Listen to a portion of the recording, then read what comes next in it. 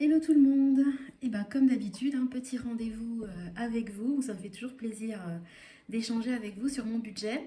Alors aujourd'hui, je vais faire tout simplement un petit point sur les courses que j'ai fait au drive hier.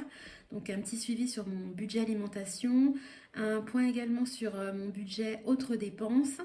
Je vais vous parler aussi, faire un petit bilan avec vous sur l'avancée de mes épargnes, puisque vous savez, moi je veux cette année en fait boucler mes épargnes au fur et à mesure. C'est-à-dire que je ne mets pas 10 euros sur 20 enveloppes par exemple, mais j'essaie de boucler par exemple l'enveloppe téléphone, j'essaie de la remplir au plus vite et après de passer à une autre. Donc je vais faire un petit point avec vous là-dessus.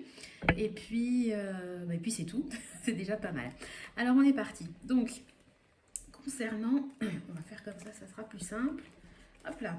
Concernant mon budget alimentation, donc pour ce mois-ci, je me suis attribué 450 euros. La semaine dernière, il me restait 345 euros et 88 centimes. Et puis hier, j'ai fait mes courses au drive de l'Intermarché. Donc j'en ai eu pour un montant de 97 euros 46 centimes. Et donc il me reste aujourd'hui, pour finir mon mois, 248 euros et 42 centimes. Bon, bah écoutez, c'est pas mal, hein. Je pars sur 100 euros à peu près par semaine et puis la dernière semaine, j'essaierai de faire une demi-semaine blanche, on va dire, en faisant un petit peu les fonds de placard, les fonds de congèle. Et puis je pense qu'avec 50 euros pour finir le mois, je devrais m'en sortir. Enfin, en tout cas, j'espère. Donc bah voilà, bah écoutez, le budget Alim se porte plutôt bien. Donc pourvu que ça dure. Au niveau du compte, pardon, mon suivi des dépenses variables. Donc vous savez, moi j'ai un compte dédié aux autres dépenses, donc tout ce qui n'est pas charge fixe et pas alimentation. Donc tout ce qui est petit extra, on va dire, pour faire simple. Donc la semaine dernière, j'avais passé une commande à Amazon, etc. Donc pour rappel, cet après-midi, il y a le ramonage de la cheminée qui va avoir lieu. Donc j'ai mis le montant à zéro puisque j'ai épargné les économies que j'avais réalisées le mois dernier avec mon mois blanc et ça va me servir à payer le ramonage. Bon, ils nous prennent 60 euros, enfin ils nous ont pris 60 euros pendant 2 ans, donc là je suis partie sur une hypothèse de 65 euros, mais bon de toute façon j'ai l'argent sur mon compte autres dépenses, je l'ai laissé. Je suis allée à Jardiland acheter un traitement pour mes haies, des bulbes, etc. J'avais une carte cadeau donc ça m'a coûté 0 euros.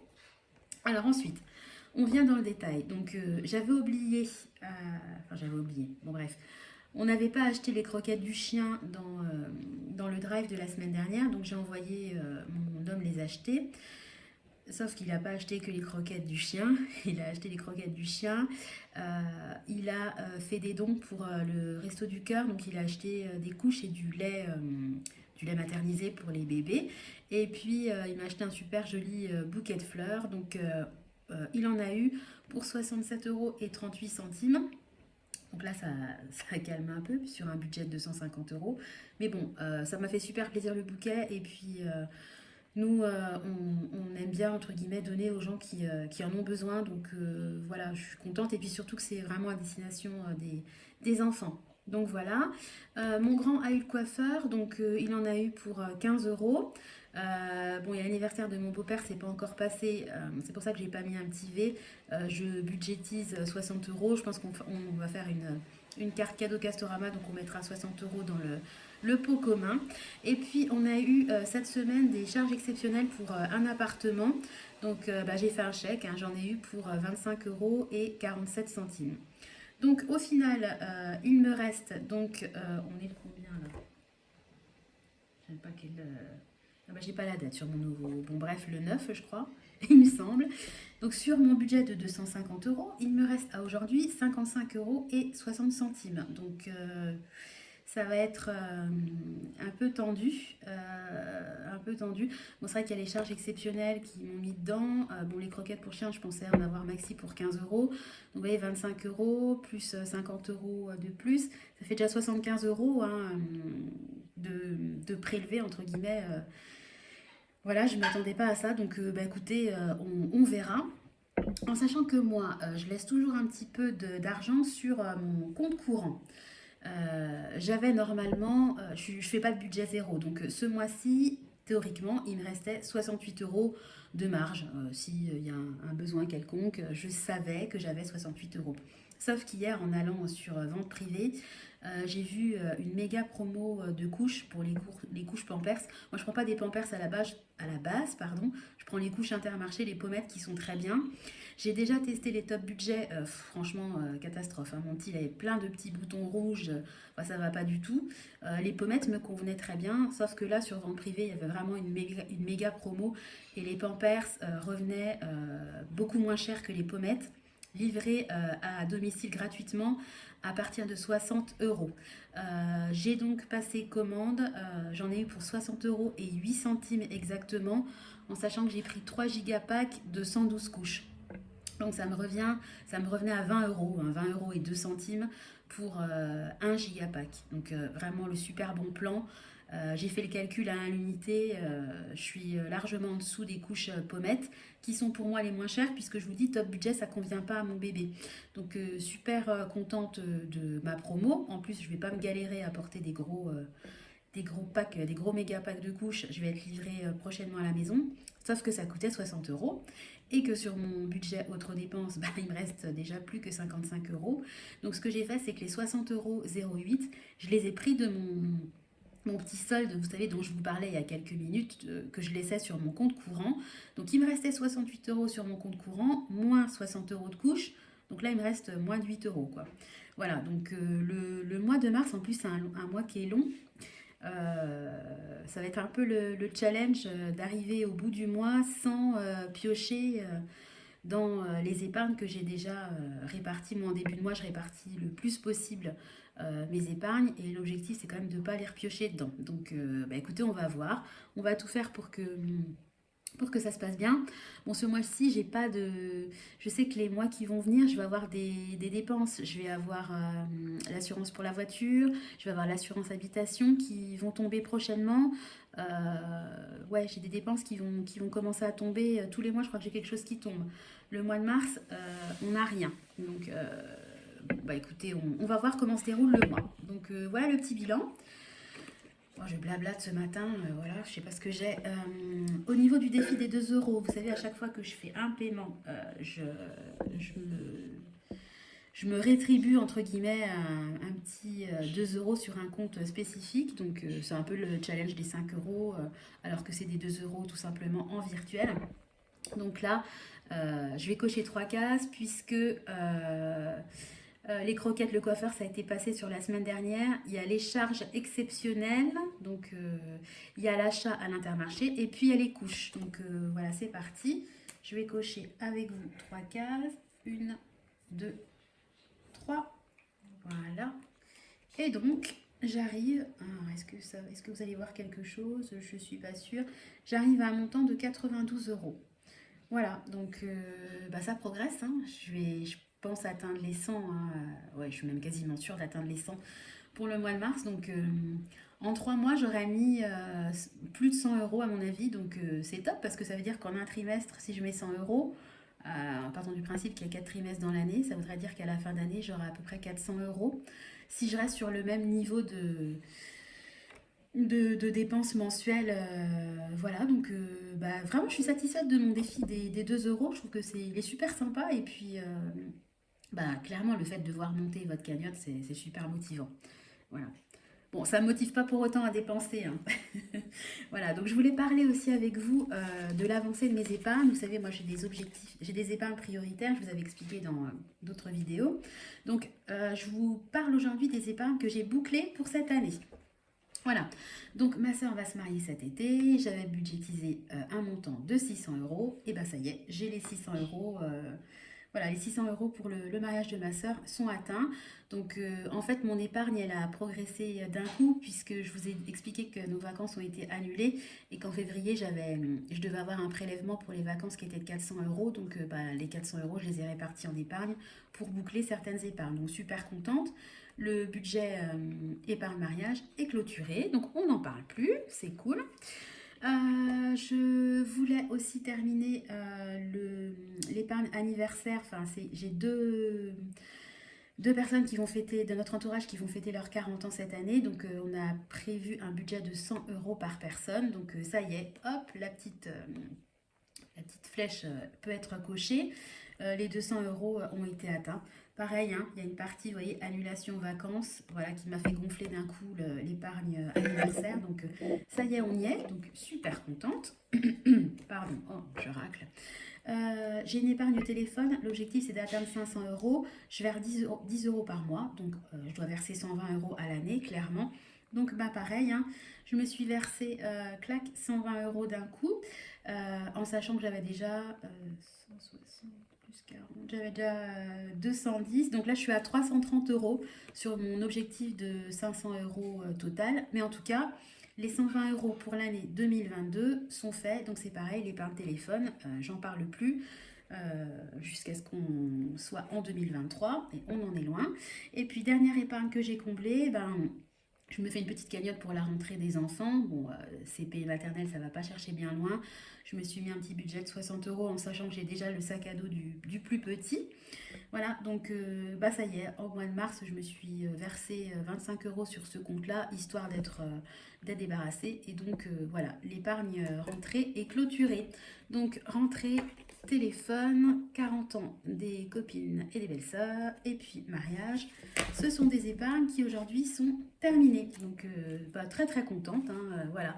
Donc je vais continuer cette façon-là de fonctionner. Donc mes priorités actuellement, c'est d'atteindre 1000 euros sur mon épargne régule pour payer tout ce qui est régule, gaz, électricité, impôts. Donc là, je dois être quasiment à 800, donc je pense qu'elle va rapidement arriver au bout. Je veux avoir mon épargne pour payer les fonciers, les impôts fonciers pardon, qui sont assez conséquents pour nous. Je veux qu'elle soit bouclée rapidement. Et puis après, ça c'est vraiment mes deux prochaines priorités. Puis après on va continuer, hein. Je pense que les épargnes Noël et anniversaire, on va bien taper dedans aussi, histoire de voilà, d'être serein psychologiquement. Et puis voilà, petit à petit, l'oiseau fait son nid. Voilà, donc voilà pour le point de cette semaine. Petit truc qui n'a rien à voir avec l'épargne, mais il me manquait, j'arrive à la fin de mon démaquillant et j'avais mis parce que je me sers de lait démaquillant pour me démaquiller et j'en avais mis dans mon panier Intermarché et puis je me suis dit mais est-ce qu'il me resterait pas quand même du démaquillant, en sachant qu'il y a quelques mois j'avais vraiment fait du tri dans mon armoire de salle de bain, que c'était la catastrophe. Et en fait eh ben, j'ai bien fait de regarder dans cette fameuse armoire de salle de bain, comme quoi quand il y en a plus il y en a encore. J'ai trouvé une huile démaquillante, voilà, qu'il me reste. Donc j'ai retiré le lait démaquillant de mes courses. Donc ça paraît bête, mais bah, déjà c'est vraiment dommage de laisser pourrir un produit cosmétique. C'est quand même bête, il m'en reste quand même pas mal. À la base je l'avais mis de côté parce que moi je me sers de lait démaquillant et l'huile démaquillante, en fait, c'est une huile qui est censée se mélanger en lait au contact de l'eau. Moi, j'aime pas du tout la texture que ça fait sur la peau et je trouve que c'est dur à rincer. Donc, j'avais laissé tomber et j'étais repassée au lait démaquillant. Mais je me dis que quand même, c'est bête. C'est quand même quelque chose que j'ai payé. Quel est l'intérêt de le laisser moisir dans un placard? Je vais l'utiliser. Maintenant, moi, c'est ce que je me dis. C'est comme quand j'achète une crème, quand j'achète, etc. J'avais tendance à racheter des shampoings, des après-shampoings, des crèmes, avoir du stock, du stock, du stock. Au final, je sais même plus où j'en suis.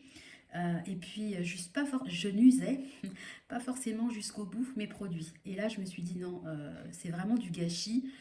Donc maintenant, je vais mettre un point d'honneur à chaque fois que j'achète un produit cosmétique à le terminer. Donc, il me reste un tout petit fond de lait démaquillant et je ne rachèterai pas de lait démaquillant avant d'avoir terminé mon huile démaquillante. Voilà, c'est un peu le principe du mois blanc, vous savez, de faire les fonds de placard, de vider son congèle, etc. Et ben, on se rend compte que pour tout ce qui est produits cosmétiques, en tout cas je parle pour ma part, c'est incroyable. C'est incroyable tout ce que j'achetais, tout ce que je stockais, la place aussi que ça prend, parce qu'à un moment donné, on ne sait même plus où les ranger.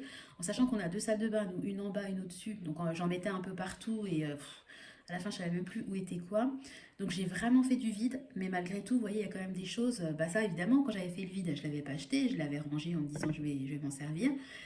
Sauf que je m'en souvenais plus. Donc je vais peut-être même me faire une liste de ce qui me reste, comme un peu le principe, vous savez, quand vous faites l'inventaire de votre congèle, je vais peut-être me faire un inventaire cosmétique Pour tout ce qui est produits d'hygiène, déodorants, de cosmétiques, produits capillaires, etc.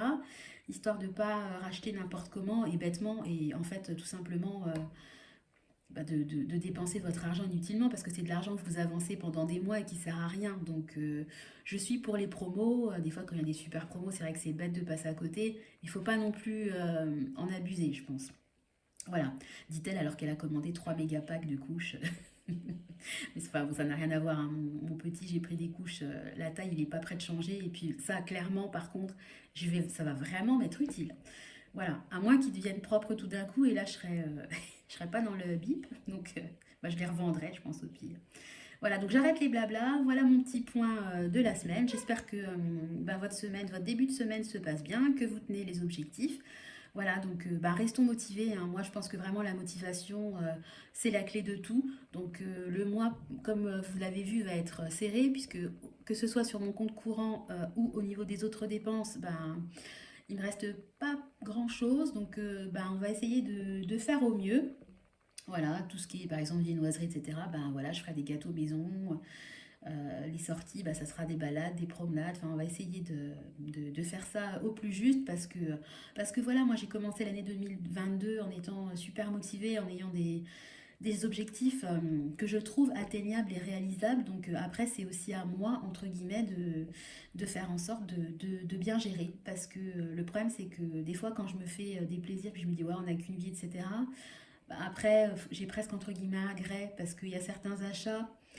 Tous les achats que j'ai faits sur Amazon, franchement, il y en a beaucoup. En vrai, c'est inutile, ou je m'en suis servi 2 fois. Voilà, ce que je fais maintenant, c'est que j'essaie quand même de bien réfléchir avant de dépenser, de toujours me souvenir du pourquoi, de pourquoi j'épargne, de quels sont mes objectifs. Et en général, quand même, ça me remet dans le droit chemin. Donc oui, je pense que vous l'avez déjà eu ce conseil, hein. En général, on dit quand même qu'il faut bien réfléchir avant d'acheter et de se poser les bonnes questions. Et en général, effectivement, c'est ce que je fais. Je le mets dans mon panier et quand au bout de 2 3 jours, j'ai un tour dans mon panier et que je ne l'ai pas acheté, c'est qu'en vrai, je n'en avais pas la nécessité absolue. Donc voilà. Bon, enfin bon, j'arrête le blabla parce que sinon, je n'aurai plus de place sur mon téléphone. Je vous fais des gros bisous. Je vous dis à très bientôt pour une nouvelle vidéo. Je pense que dans la prochaine vidéo, je vous parlerai peut-être d'immobilier, de comment on envisage de rembourser nos prêts immobiliers. Bon, c'est loin, hein, ça a une échéance pardon, de 7 ans, mais de comment on fonctionne. Dites-moi si ça vous intéresse, sinon c'est pas grave, hein, je trouverai un autre sujet. Voilà, en attendant, je vous fais des gros bisous. Je vous souhaite une bonne journée et puis je vous dis à bientôt. Bye bye.